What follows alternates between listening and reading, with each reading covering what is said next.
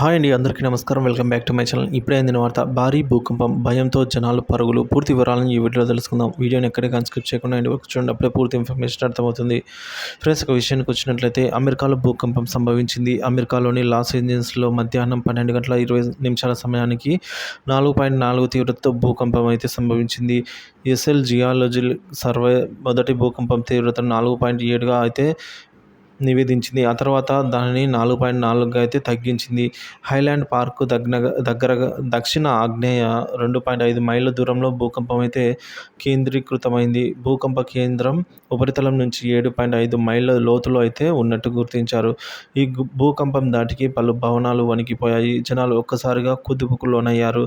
స్కూళ్ళలోని పిల్లలు, టీచర్లు సైతం ఒక్కసారిగా వణికిపోయారు.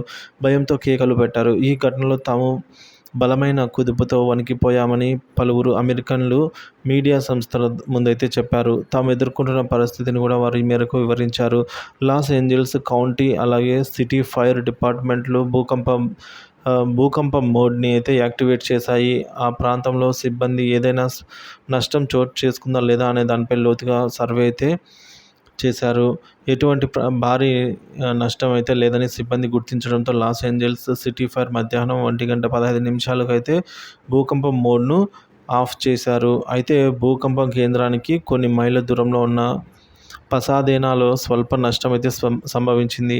పసాడేనా సిటీ హాల్ వద్ద ఒకవైపు పగిలి కాలిబాట వైపు నీళ్లు ప్రవహించాయి. మరోవైపు భవనం నుంచి దాదాపుగా 200 మంది అయితే భయంతో పరుగులు తీశారు.